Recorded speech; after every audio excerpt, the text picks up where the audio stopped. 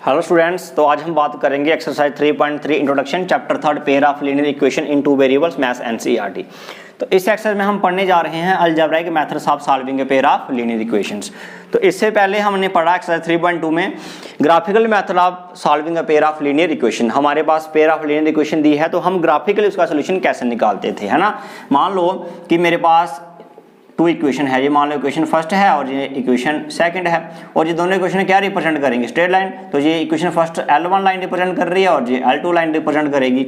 तो ग्राफ पे ये कुछ इस तरीके से अगर इंटरसेक्ट कर रही हैं आपस में, ये L1 लाइन है और ये L2 लाइन है, ये आपस में अगर एक यूनिक पॉइंट पे इंटरसेक्ट कर रही हैं तो वही यूनिक पॉइंट हमारा उन पेयर ऑफ इक्वेशंस का सोल्यूशन होता था। अब यहाँ पे दिक्कत ये आती है, जैसे मान लो 1 2 3 4 5 6 1 2 3 4 5 6 1 2 3 4 5 6 1 2 3 4 5 6। तो इस पॉइंट क्वाड्रेंट रहेंगे हमारे ये, और ये वाला रहेगा ये। हाँ, यहाँ पे आपको प्रॉब्लम ये आएगी, जैसे अगर ये कोऑर्डिनेट बिल्कुल इंटीजर पे लाया, आप यहाँ पे देख सकते हो ये 4 पे नहीं लाई कर रहा, 4 से पहले लाई कर रहा है ना, 3 और 4 के सेंटर में लाई कर रहा है। अगर ये बिल्कुल 4 पे लाई करता और ये वाला कोऑर्डिनेट बिल्कुल 3 पे लाई करता, आप सिंपली कोऑर्डिनेट बता सकते थे कि भैया 4 3 इस पॉइंट की कोऑर्डिनेट है और 4 3 उन पेयर ऑफ इक्वेशन का सोल्यूशन होगा। और यहाँ पे ये कोऑर्डिनेट इंटीजर पे नहीं, उन टू इंटीजर्स के सेंटर में लाई कर रहे हैं, है ना। अब आपको प्रॉब्लम ये आएगी, आप नहीं बता सकते इस पॉइंट के कोऑर्डिनेट एग्जैक्टली नहीं बता सकते, अप्रॉक्सीमेट बता सकते हो कैसे। ये जो पॉइंट है आप कैसे बता पाओगे? अगर तो आप ग्राफ के पास ग्राफ है तो ठीक है भैया, अगर जो किसी इसके बीच में 10 पार्ट्स होते हैं ना, 1 2 3 4 5 6 7 इस तरीके से 7 8 9 10, है ना। यहाँ पे स्पेस की शॉर्टेज है, मैं 10 पार्ट्स नहीं बना पाया। अगर ये किसी पार्ट मतलब कि उन बीच में डिवीजन पे किसी पार्ट पे लाई कर रहा है तो भी आप बता सकते हो, बट अगर वो उनके भी सेंटर में आ गया फिर प्रॉब्लम ये आएगी आपको। आप कैसे बता पाओगे, आप कैसे बता पाओगे ये पॉइंट कौन सा है? क्यों? क्योंकि आपको चैप्टर फर्स्ट में बताया था ये होती है हमारी रियल नंबर लाइन, है ना, रियल नंबर लाइन। इसमें क्या होता है, every point on the number line, every point on the number line is a real number। every point on the number line is a real number। ये number line हमारी real number line बोलते हैं। 0 1 2 3 4 5 ऐसे -1 -2 -3, इस line पे हर एक point real number होगा, हर एक पॉइंट। अब आप जानते हो भैया रियल में तो रैशनल भी आते हैं, इर्रेशनल भी आते हैं, तो इसके भी ये जो पॉइंट है आपको आप कैसे बता सकते हो? ये पहली बात तो रियल नंबर होगा। अगर ये रियल में मान लो इर्रेशनल हो गया, है ना, इर्रेशनल हो गया, जिसका डेसिमल एक्सपेंशन नॉन रिपीटिंग है, तो फिर भैया आप कैसे बता पाओगे कि ये पॉइंट कौन सा है? यही कहानी यहाँ पे अप्लाई होगी, है ना, यहीं पे बिल्कुल सेंटर में आ रहा है। तो आपको यहाँ पे दिक्कत ये आएगी, आप एग्जैक्ट इनकी वैल्यू नहीं बता सकते, अप्रॉक्सीमेट नहीं बता सकते। मे भी ये आपका जो है ये पॉइंट रैशनल हो जाए जिसका decimal expansion non terminate beating हो तो भी आपको दिक्कत आएगी, है ना। अगर इर्रेशनल होगा तो भी दिक्कत आएगी। तो फिर हमारे पास क्वेश्चन अराइज होता है, अगर ये मेथड ऐसी कंडीशनों के लिए अप्लाई नहीं होता तो फिर हम ऐसी पेयर ऑफ इक्वेशन को सॉल्व कैसे करते हैं? तो भैया वहां पे हमारे पास एनसीईआरटी ने 3 मेथड्स दिए, अलजेब्राइक मेथड्स। वहां पे हम विदाउट ग्राफ की जरूरत ही नहीं पड़ने वाली है, विदाउट ग्राफ हम किसी भी पेयर ऑफ इक्वेशंस को सॉल्व कर सकते हैं इन अलजेब्राइक मेथड से। तो वो कौन कौन से हैं? सबसे पहला है सब्स्टिट्यूशन मेथड। ये मेथड हम एक्सरसाइज 3.3 में पढ़ेंगे। सेकंड में एलिमिनेशन मेथड ये हम एक्सरसाइज 3.4 में पढ़ेंगे। और थर्ड क्रॉस मल्टीप्लिकेशन मेथड, ये हम भैया एक्सरसाइज 3.5 में पढ़ेंगे। ठीक है स्टूडेंट्स, तो अब हमने इन्हीं अलजेब्राइक मेथड्स को पढ़ना है और इन्हीं से कोई भी किसी प्रकार की पेयर ऑफ इक्वेशन उसको सॉल्व करना है ना। ये तो आ गया अगर आपके पास पॉइंट इस तरीके से आ रहा है। अगर आपके पास इक्वेशन ही कुछ ऐसी आ रहा है, मान लो 3x + 2y = 4, अगर आपकी इक्वेशन में कोई इर्रेशनल नंबर आ जाए फिर भी आपको दिक्कत आएगी सोल्यूशन टेबल बनाने में, है ना। तो इस वाले मेथड्स में कुछ लिमिटेशंस हैं जिससे हम किसी भी प्रकार की पेयर ऑफ इक्वेशन को हम उसका सोल्यूशन ग्राफिकली निकालने में हमें प्रॉब्लम आ सकती है। तो इसलिए हमारे पास एनसीईआरटी ने हमें अलजेब्रिक मेथड्स दिए जिससे हम विदाउट ग्राफ और बिल्कुल एग्जैक्ट हम एक्स और वाई की वैल्यू निकाल सकते हैं इन मेथड से। तो हम इनको सीखेंगे 1 by 1। ओके, तो सबसे पहले हम बात करेंगे सब्स्टिट्यूशन मेथड की। तो बहुत ही आराम से और बहुत ही प्यार से सीखेंगे हम इस मेथड को। फर्स्ट ऑफ ऑल सब्स्टिट्यूशन, तो ये बना हुआ है सब्स्टिट्यूट से। हम इसके मतलब इसके टाइटल से इसको याद रखेंगे, ये मेथड सब्स्टिट्यूट। तो इसमें हम क्या करते हैं, हम एक वेरिएबल की वैल्यू निकालते हैं दूसरे वेरिएबल की फॉर्म में, उसकी वैल्यू को सब्स्टिट्यूट करते हैं और हमारे पास सॉल्यूशन आ जाता है। ठीक है, तो हम इसको सीखते हैं एक एग्जांपल से, तो बहुत ही आराम से सीखेंगे हम। ठीक है, जैसे मान लो मेरे पास इक्वेशन है x + y = 14 and x - y = 4। ये मेरे पास 2 इक्वेशंस हैं, इसको मैं मान लेता हूँ इक्वेशन फर्स्ट, इसको मान लेता हूँ सेकंड। हमने इनको सॉल्व करना है ना, हमने इनको सॉल्व करना है solve y using substitution method.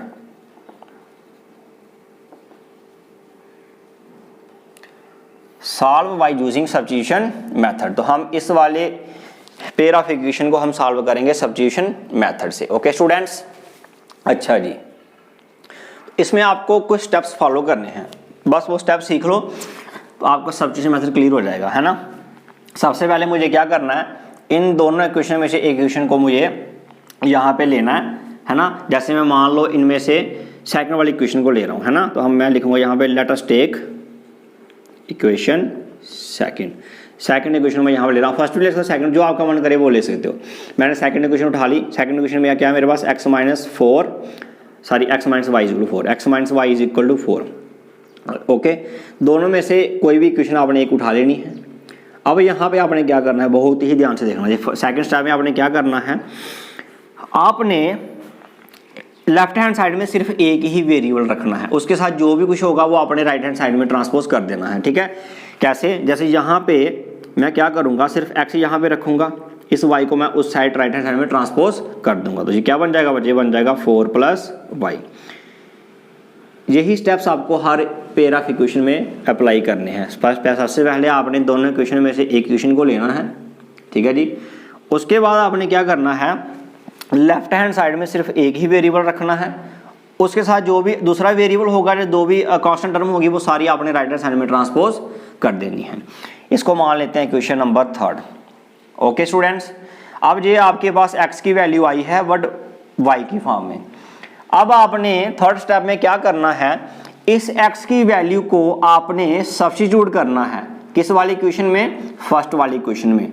क्यों, क्योंकि आपके पास ये वैल्यू आई सेकंड इक्वेशन से, है ना, सेकंड इक्वेशन से ही आपके पास ये वैल्यू आई, इसलिए इस वैल्यू को सेकंड में ना करके फर्स्ट वाली इक्वेशन में सब्स्टिट्यूट करना है। तो मैं यहाँ पे लिखूंगा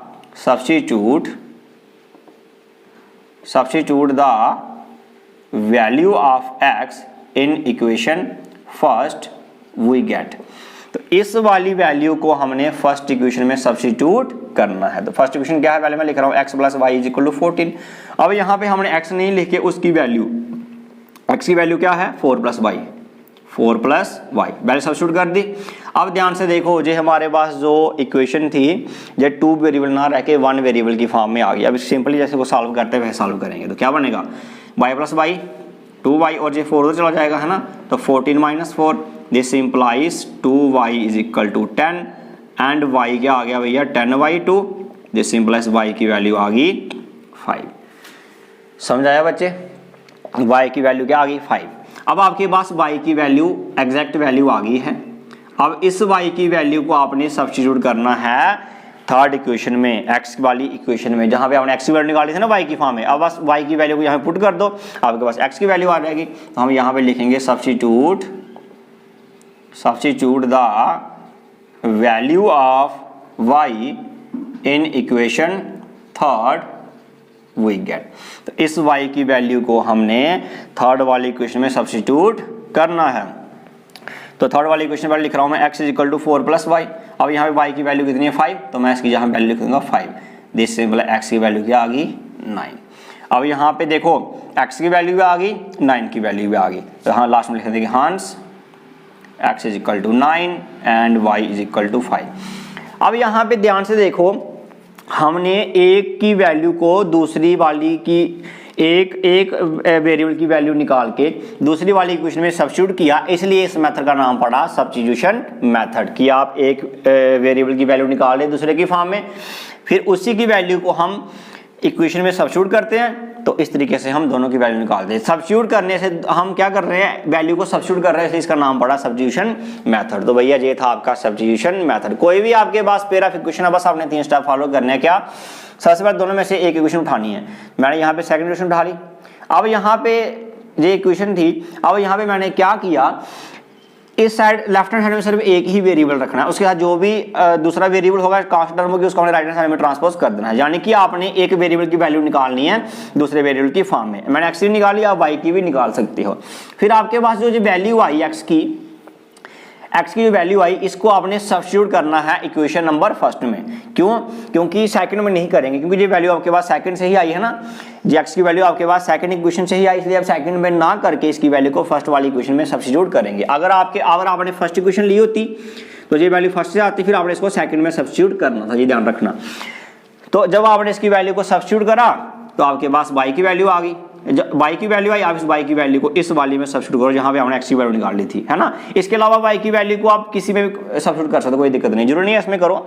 आप y की वैल्यू आ गई है, आप दोनों में से किसी में सब्स्टिट्यूट करो तो भी आपके पास x की वैल्यू आ जाएगी। तो हम यहाँ पे सिंपली कर रहे हैं, जहाँ पे सिंपली x जो है उसकी वैल्यू y की फॉर्म है, सीधे y की वैल्यू पुट करेंगे और x की वैल्यू आ जाएगी। जहाँ पे हम सिंपल, थोड़ा सिंपल रहता है, इसलिए हम यहाँ पे इस वाली में पुट करते हैं। इसके अलावा आप इसमें कर सकते हो। तो इस तरीके से हमारे पास x की वैल्यू आ गई एंड y की वैल्यू भी आ गई। ओके स्टूडेंट्स, तो उम्मीद करता हूँ आपको सब्स्टिट्यूशन मेथड समझ आया होगा। बाकी जैसे जैसे हम क्वेश्चन करेंगे ऐसे आपको और क्लियर होता जाएगा, ठीक है। तो तब तक आप वीडियो पॉज करके इसको नोट करिए। इसके बाद कुछ एग्जाम्पल्स करते हैं। बात करेंगे एग्जाम्पल 7th की। Solve the following pair of equations bye substitution method. तो आपको ये पेयर ऑफ इक्वेशन दी है, आपने इनको सॉल्व करना है सब्स्टिट्यूशन मेथड से। सॉल्व मींस हमने एक्स और वाई की वैल्यू फाइंड आउट करनी है जो उन दोनों इक्वेशनों को सेटिस्फाई करेगी।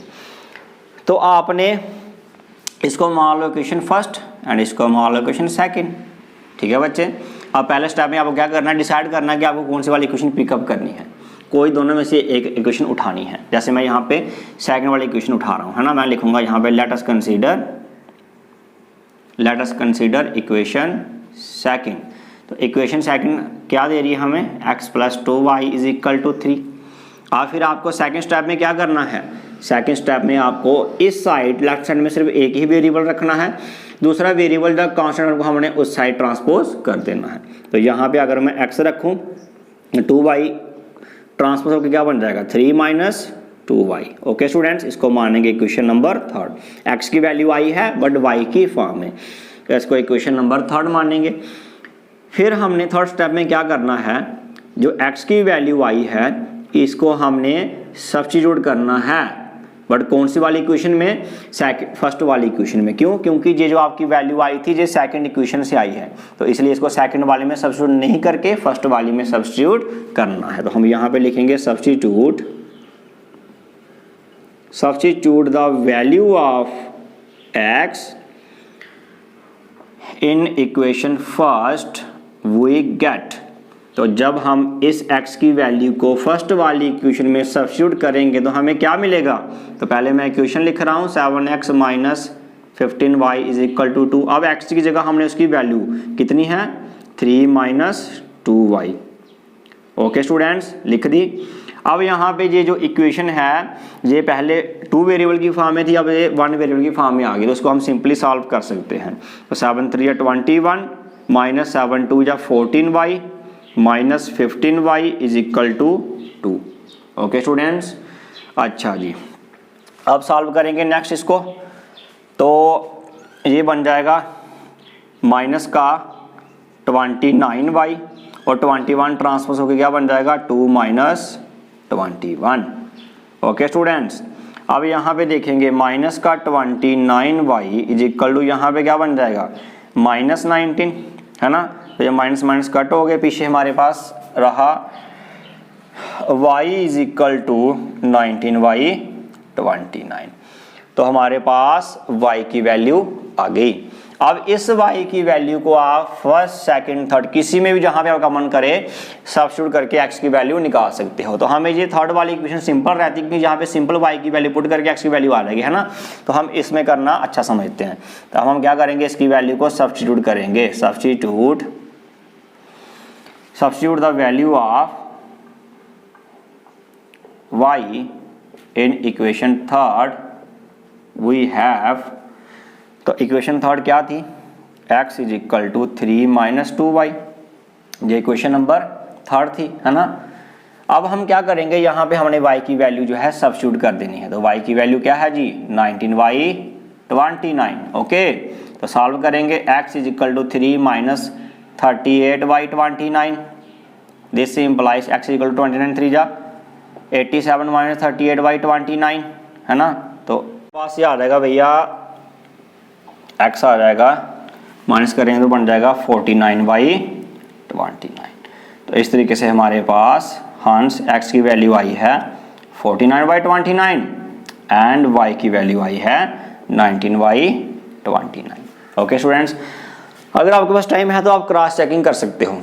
कैसे, इन वैल्यूज़ को किसी भी इक्वेशन में पुट करके आप चेक करेंगे, आपकी लेफ्ट हैंड साइड और राइट हैंड साइड बराबर आएगी, है ना। आपको बताया था कि सोल्यूशन ये हमारे पास इन पेयर ऑफ इक्वेशन का सोल्यूशन है, और आपको ये बताया था कि सोल्यूशन क्या होता है, सोल्यूशन एक्स और वाई की वो वैल्यू होती है जो इन दोनों इक्वेशन को सेटिस्फाई करती है। तो अगर आपको टाइम है तो इनकी वैल्यू इन दोनों एक्स और वाई में सब्स्टिट्यूट करके आप वेरीफाई कर सकते हो। लेफ्ट हैंड साइड बिल्कुल राइट हैंड साइड आएगी तो आपका आंसर बिल्कुल सही है।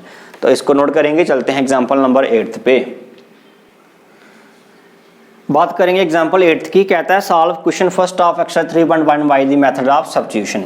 तो एक्सरसाइज 3.1 का फर्स्ट क्वेश्चन आफ्ताब वाला क्वेश्चन है ना, तो आपको वहां पे मैंने करवाया था 3.1 बट वहां पे सिंपली उसने पूछा था कि इसको अलजेब्रिकली एंड ग्राफिकली रिप्रेजेंट करो, है ना। अब यहाँ पे ये कह रहा है कि हमने उसको सॉल्व करना है। सॉल्व मीन्स हमने एक्स और वाई की वैल्यू निकालनी है, आफ्ताब और उसकी बेटी की वैल्यू निकालनी, सॉरी आफ्ताब और उसकी बेटी की जो एज है वो निकालनी है। तो मैंने यहाँ पे सिंपली टाइम वेस्ट ना करते हुए सिंपल यहाँ पे इक्वेशन लिखी हुई है ना। ये इक्वेशन कहाँ से आई है, तो इसके लिए आपको मैंने 3.1 जब एक्सरसाइज करवाई थी वहाँ पे पूरा पढ़ाया था कि कैसे कैसे ये इक्वेशन मतलब जो प्रॉब्लम होती है तो वहाँ पे क्वेश्चन कैसे तैयार करी जाती है। तो अब जिन्होंने वीडियो नहीं देखी है तो वो एक्सरसाइज 3.1 वहाँ पे देख लें, ये क्वेश्चन कैसे कैसे बनाते हैं। हम यहाँ पे सिंपली इनको सॉल्व करेंगे, एक्स और वाई की वैल्यू निकालेंगे। ठीक है स्टूडेंट्स, तो हमने निकाल ली सब्स्टिट्यूशन मेथड से। तो पहले इसको मैं मान लेता हूँ क्वेश्चन फर्स्ट और इसको मान लेता हूँ क्वेश्चन नंबर सेकेंड। ठीक है जी, अच्छा जी। अब हमने यहाँ पे एक क्वेश्चन उठानी है, तो मैं यहाँ पे सेकंड वाली उठा लेता हूँ, है ना। तो हम लिखते हैं यहाँ पे let us consider equation second. Equation second हमें क्या दे रही है, x minus 3y is equal to 6, ये दे रही है। अब यहाँ पे हमने क्या करना है, x या y किसी में भी एक की वैल्यू निकालनी है दूसरे की फॉर्म में। मीन्स दैट हमने लेफ्ट हैंड साइड में सिर्फ एक ही वेरिएबल रखना है और उसका जो भी लगा वो हमने राइट हैंड साइड में ट्रांसपोज कर देना है। ओके स्टूडेंट्स, अच्छा जी। तो यहाँ से यहाँ पे मैं x की वैल्यू निकाल लूँ, x क्या आएगा 6 और 3y आ गया प्लस का 3y, x की वैल्यू आ गई। अब इसको हम मान लें क्वेश्चन थर्ड, इसकी वैल्यू को हम सब्स्टिट्यूट करेंगे। अब जैसा कि जी हमारे पास वैल्यू सेकंड इक्वेशन से आई है, इसलिए इस वाली वैल्यू को हम फर्स्ट वाली इक्वेशन में सब्स्टिट्यूट करेंगे। तो हम यहाँ पे लिखेंगे substitute the value of x in equation first we get. The first equation हमारे पास थी x minus 7y is equal to minus 42, but यहाँ पे x की वैल्यू हमने लिखनी है जो हमने अभी निकाली 6 प्लस 3y। ठीक है स्टूडेंट्स, ये हमने इसकी वैल्यू लिख दी।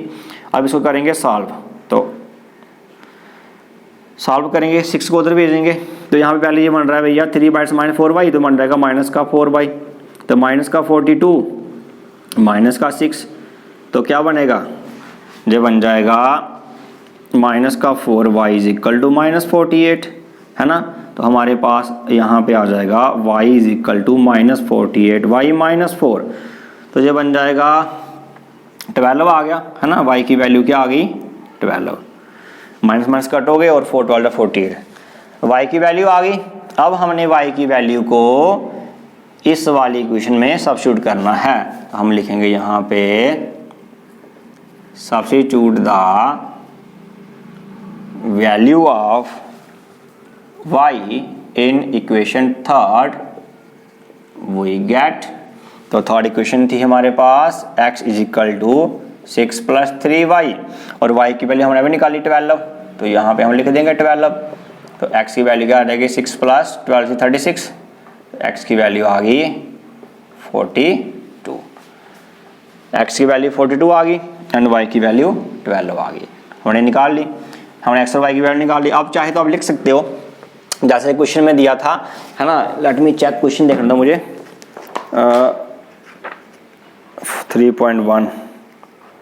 3.1 हाँ। तो हमने जैसा कि यहाँ पे आफ्ताब टेल्स हिज डॉटर, तो है ना, आफ्ताब की एज हमने लेट किया था x ईयर्स और उसकी डॉटर को किया था y ईयर्स। तो हम यहाँ पे सिंपल ऐसे लिखेंगे हंस दा, अब कौन सी प्रेजेंट डे लेट करी थी हमने, तो अब यहाँ पे हंस दी प्रेजेंट डे लिखो, या सिंपल एज भी लिखो, कोई दिक्कत नहीं है। हंस दा प्रेजेंट एज ऑफ आफ्ताब की एज x, तो क्या आई 42 ईयर्स, है ना, आफ्ताब की एज आ गई 42 years and the present age of his daughter,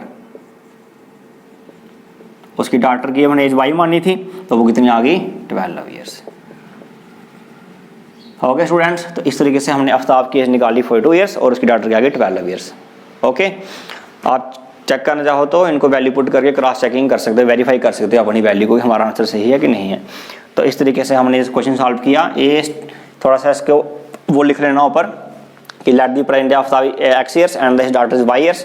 तो उस तरीके से जैसे वो सारा करवाया हुआ है ना आपका 3.1 में, वो सारा करवाया था, वहाँ पे वो पूरा उतारना आपने, उसके बाद लिख के ये सारा हमने सॉल्व करना इस तरीके से। तो वीडियो पास करके नोट करेंगे। चलते हैं एग्जाम्पल नंबर 9 पे, बात करेंगे एग्जाम्पल 9 की। कहता है late us consider example second in section 3.3। तो ये एग्जाम्पल हमने करी थी, है ना, ये एग्जाम्पल हम कर चुके हैं एग्जाम्पल सेकंड, जिसमें आपको पेंसिल और इरेजर की कॉस्ट निकालनी थी, बट ग्राफिकली, है ना। तो बट यहाँ पे वो ग्राफिकली इसको रिप्रेजेंट करने के लिए बोल रहा था, यहाँ पे बोल रहा है कि ईच पेंसिल और ईच इरेजर, हर एक पेंसिल और एक इरेजर की कॉस्ट निकाल के बताइए। तो सिंपली जैसे हमने पेंसिल और इरेजर की कॉस्ट निकालनी है, हम उसको लेट कर लेते हैं। Let the cost of each pencil is equal to ₹x and the cost of each eraser is equal to ₹y। Okay, आपको पेंसिल और इरेजर की कॉस्ट निकाली थी, हमने उसको लेट कर लिया कि ईच पेंसिल की, हर एक पेंसिल की कीमत जो है वो ₹x है और एक इरेजर की ₹y है। अब हमारे पास दो सिचुएशनें बनती हैं ना, तो अब यहाँ पे ये बनेंगी अकॉर्डिंग टू गिवन इंफॉर्मेशन। इस इंफॉर्मेशन के जो मुताबिक आपको क्या दो सिचुएशन कैसे कैसे बन रही है। पहला बोलता है 2 पेंसिल्स एंड 3 इरेजर, मैं यहाँ पे लिख रहा हूँ 2 पेंसिल्स प्लस 3 इरेजर, इसकी कास्ट बन रही है ₹9, है ना। तो यहाँ पे 2 पेंसिल्स पर 3 इरेजर की कीमत बन रही है 9, तो 2 पेंसिल की कीमत कैसे लिखेंगे, 1 की अगर x है तो 2 की कैसे बनेगी 2x। 3 इरेजर, 1 इरेजर की कास्ट अगर y है तो 3 कितनी बनेगी 3y, तो 2x पर 3y 9 जो हमारे पास इक्वेशन नंबर फर्स्ट आ गई। सेकंड वाले बोलता है 4 पेंसिल एंड 6 इरेजर, तो जहाँ मैं लिख रहा हूँ मैं 4 पेंसिल की कास्ट होगी 4x एंड 6 इरेजर की बन जाएगी 6y, उसकी कास्ट बन रही है ₹18, इसको हम सेकंड मान लेते हैं।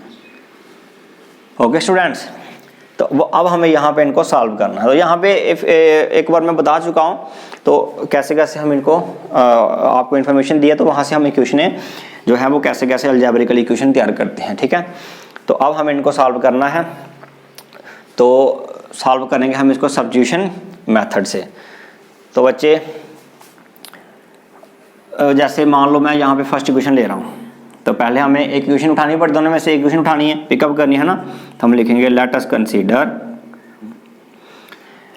Consider equation first. तो इक्वेशन फर्स्ट हमें क्या दे रही है, इक्वेशन फर्स्ट हमें दे रही है 2x plus 3y is equal to 9।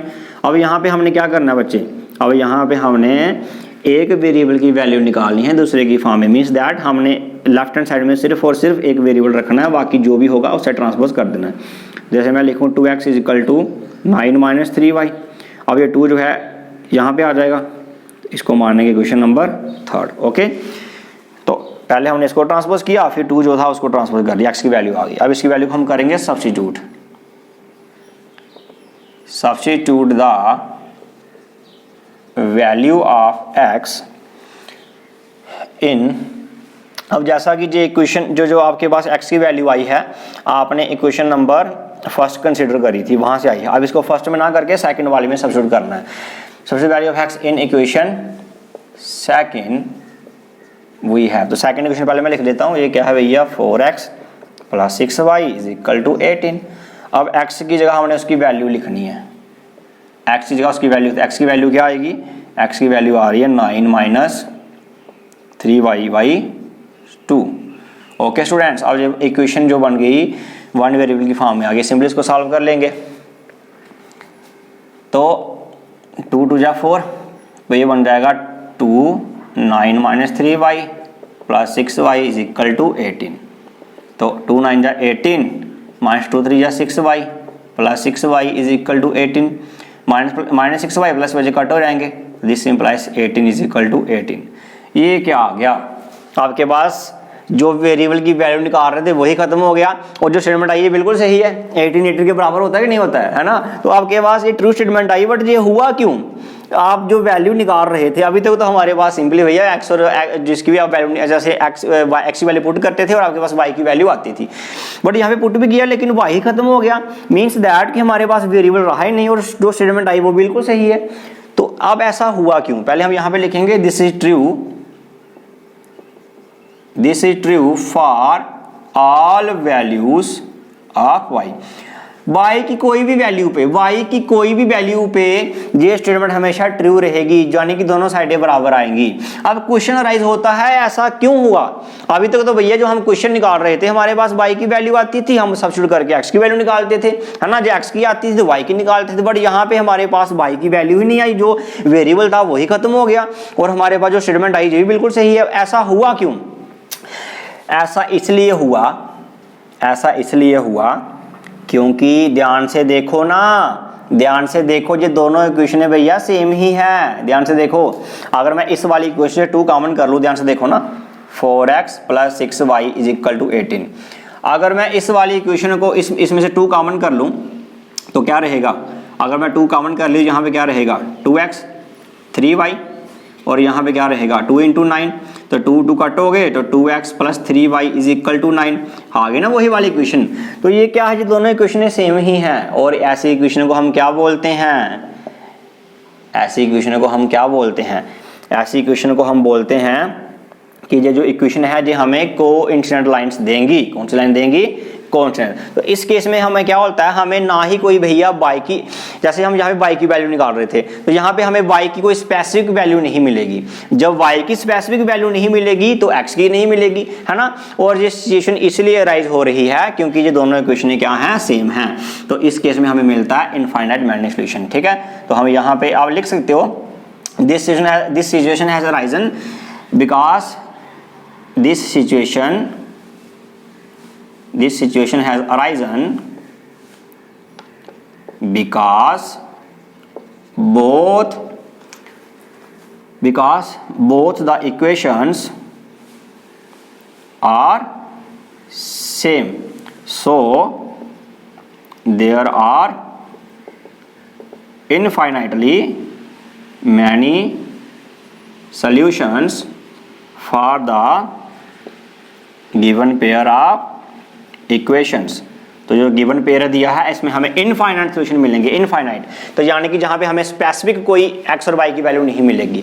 तो इस केस में ना ही हमें पेंसिल की कास्ट मिलेगी ना ही इरेजर की मिलेगी। मान लो कि जो यहाँ पे क्या होगा, कोई वैल्यू रखो तो आपके पास जैसे y की कोई वैल्यू रखो, x की वैल्यू आ रही है, x की रखो y की आ रही है, डिपेंडेंट होंगी आपस में, है ना। इनको डिपेंडेंट पेयर भी बोलते हैं। तो इस केस में हमें ये इनफाइनाइट नंबर ऑफ सॉल्यूशन मिल रहा है। ध्यान रखना कभी भी अगर ऐसा हो जाए, अगर आप क्वेश्चन निकाल रहे हो, निकालते अगर आपके पास वेरिएबल ही खत्म हो जाए, अगर ऐसी कोई स्टेटमेंट आ जाए दोनों साइड बराबर आ रहे हैं, तो सिंपल याद रखना भैया ऐसे केस में वो दोनों क्वेश्चन सेम होती हैं और उसकी कंडीशन में हमें क्या मिलता है, इनफाइनाइट सॉल्यूशन मिलता है। और जो हमें ये क्या देती है, ये कहाँ से आ रही है, क्योंकि ये कोइंसिडेंट लाइन होती है ना। ध्यान से देखो, अगर आप जाओ पीछे एग्जाम्पल 2 जो हमें वीडियो में देखो तो वहां पे जो इनका ग्राफ होगा वो इस तरीके का होगा, दोनों की दोनों कोइंसिडेंट लाइंस होंगी, चेक कर सकते हो जाके आप। तो कोइंसिडेंट लाइंस होंगी, तो कोइंसिडेंट लाइंस मींस इस केस में हमें इनफाइनाइट सॉल्यूशंस मिलते हैं बिकॉज दोनों इक्वेशनें सेम होती हैं। तो ओके स्टूडेंट्स, वीडियो पास करके नोट करेंगे। चलते हैं एग्जांपल नंबर 10 पे, बात करेंगे एग्जांपल 10 की। Late us consider the example third of section 3.2।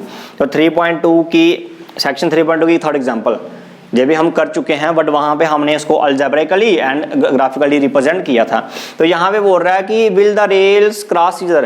तो ये जो एग्जांपल दी है आपको, इसको सॉल्व करके बताओ कि क्या वो रेल्स आपस में क्रॉस करेंगी। मीन्स अगर कोई कॉमन सोल्यूशन होता है तो वो क्रॉस करेंगे, अदरवाइज नहीं करेंगे, है ना। तो यहाँ पे सीधे मैंने इक्वेशन लिखी हुई है कि ये टू रेल्स हैं और ये इक्वेशन जो है उन रेल्स को रिप्रेजेंट कर रही हैं। तो इसको मानते हैं इक्वेशन फर्स्ट, इसको मानते हैं इक्वेशन सेकंड। तो सेम कहानी, पहले हम दोनों में से कोई इक्वेशन को पिकअप करते हैं। तो late us consider equation first.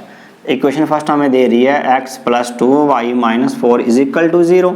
यहाँ पे क्या मिलेगा, x को यहाँ पे रखेंगे, बाकी ट्रांसपोज कर दो तो ये बन जाएगा भैया -4 जाके +4 और -2y, है ना। इसको मानेंगे इक्वेशन नंबर थर्ड। अब ये इक्वेशन जो थर्ड है यानी कि x की वैल्यू आई है, इसको हमने सब्स्टिट्यूट करना है वर्ड इक्वेशन नंबर सेकंड में, बिकॉज ये जो आपके पास वैल्यू आई है ये आपने फर्स्ट इक्वेशन से निकाली है, ठीक है ना। तो फर्स्ट इक्वेशन से आपने ये वैल्यू निकाली, इसको फर्स्ट में ना करके सेकंड वाली में सब्स्टिट्यूट करना है।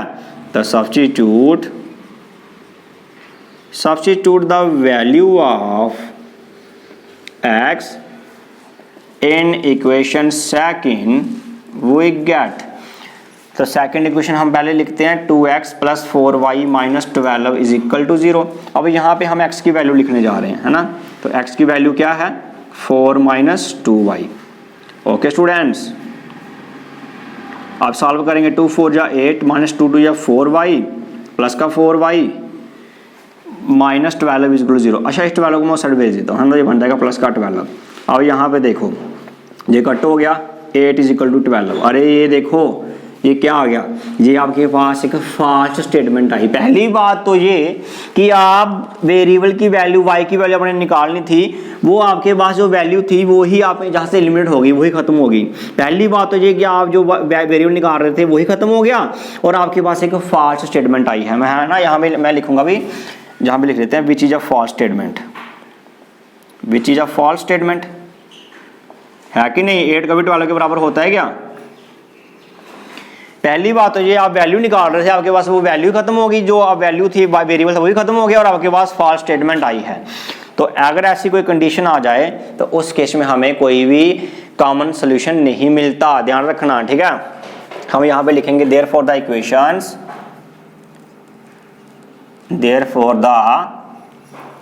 equations do not have a common solution।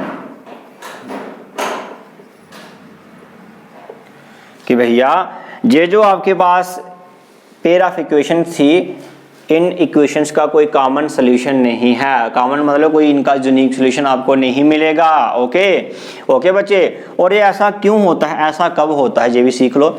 अभी तक पहले हमें ये सीखा कि अगर मेरे पास जो हम वैल्यू निकाल रहे हैं वेरिएबल की, वो वेरिएबल ही खत्म हो जाए और हमारे पास दोनों साइडें बराबर आ जाएं, तो उस केस में वो दोनों इक्वेशनें सेम होती हैं और हमें इनफाइनाइट सोल्यूशन मिलते हैं।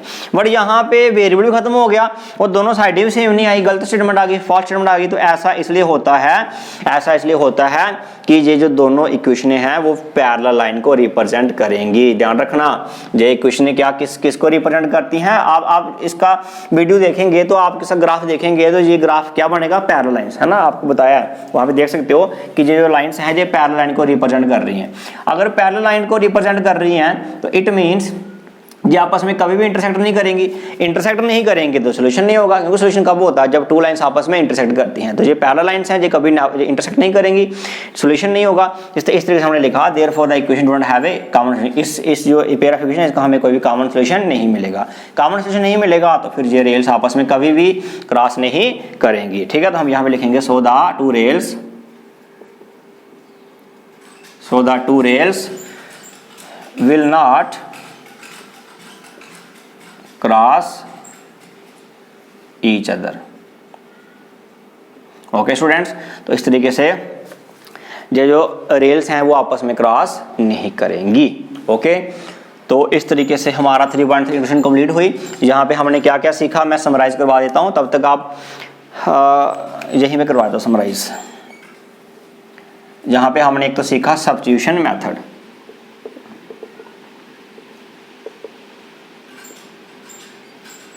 Okay students. सब्स्टिट्यूशन मेथड हमने सीखा, इसमें हमें कुछ स्टेप्स फॉलो करने पड़ते हैं। पहले स्टेप में हमने 2 इक्वेशन दी हैं, तो दोनों में से कोई एक इक्वेशन को कंसीडर करना है ना, लेना है, पिकअप करना, जो भी आपका मन करे, दोनों में से कोई भी उठा सकते हो। वहां पे फिर आपने उसके बाद सेकंड स्टेप में क्या करना है, लेफ्ट हैंड साइड में किसी भी एक वेरिएबल की वैल्यू, मतलब लेफ्ट साइड में आपने एक वेरिएबल रखना है, लेफ्ट साइड में आपने एक वेरिएबल रखना है, उसके साथ जो भी दूसरा वेरिएबल होगा या कोई कांस्टेंट टर्म होगी वो आपने उस साइड ट्रांसपोज कर देनी है। फिर आपके पास जो वैल्यू आएगी एक वेरिएबल की दूसरे वेरिएबल की फॉर्म में, इसको आपने सब्स्टिट्यूट करना है उस वाली इक्वेशन में जहां से आपने ये वैल्यू नहीं निकाली हुई है। ये वैल्यू जैसे आपने फर्स्ट इक्वेशन निकाली थी तो इसको हम सब्स्टिट्यूट करेंगे सेकंड वाली इक्वेशन में।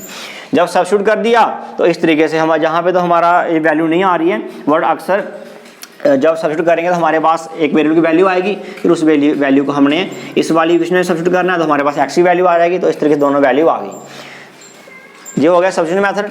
अगर आप सब्स्टिट्यूशन मेथड निकाल रहे हो, है ना जी, पहले स्टेप में मैंने आपको बता दिया सब्स्टिट्यूशन मेथड। अगर आप सब्स्टिट्यूशन मेथड लगा रहे हो, अगर आपके पास left hand side is equal to right hand side आ जाए, है ना, यानी कि दोनों साइड कांस्टेंट टर्म हो, कांस्टेंट टर्म, इस साइड भी कांस्टेंट टर्म हो जाए और इस साइड भी कांस्टेंट टर्म हो जाए, दोनों बराबर हो, तो उस केस में ध्यान रखना, क्या बोल रहा हूं मैं, कि अगर आपके पास left hand side is equal to right hand side हो और किस फॉर्म में, वेरिएबल ना हो के सिर्फ और सिर्फ कांस्टेंट टर्म में हो, जैसे हमने पिछले एग्जांपल में आया 18 इज इक्वल टू 18। ऐसे अगर कोई भी आपके पास वेरिएबल खत्म हो जाए और आपके पास कांस्टेंट टर्म आए, दोनों साइड बराबर हो, तो उस केस में हमें कोई प्रॉपर स्पेसिफिक सॉल्यूशन नहीं मिलता, ना ही एक्स का मिलेगा ना ही वाई का मिलेगा, है ना। उस केस में हमें मिलते हैं इनफाइनाइट मैनी सॉल्यूशन। क्यों? क्योंकि वो लाइंस कोइंसिडेंट होती हैं, इक्वेशन सेम ही होती हैं वो। थर्ड वाली में अगर मेरे पास left hand side does not equal to right hand side आए, ये भी कांस्टेंट टर्म के लिए, कांस्टेंट टर्म के लिए अगर आप एक्स और वाई की वैल्यू, मतलब आप कोई किसी वेरिएबल की वैल्यू निकाल रहे थे, वो वेरिएबल ही खत्म हो गया, आपके पास सिर्फ कांस्टेंट टर्म बची और जो दोनों साइडें बराबर नहीं हैं, तो उस केस में ध्यान रखना, उस केस में हमारे पास कोई भी सोल्यूशन नहीं मिलता, कोई कॉमन सोल्यूशन, कोई यूनिक सोल्यूशन नहीं होगा। क्यों? क्योंकि वो दोनों लाइनें पैरेलल होती हैं। ओके स्टूडेंट्स, तो उम्मीद करता हूँ आपको समझ आया होगा। चलते हैं एक्सरसाइज 3.3 सॉल्यूशंस पे।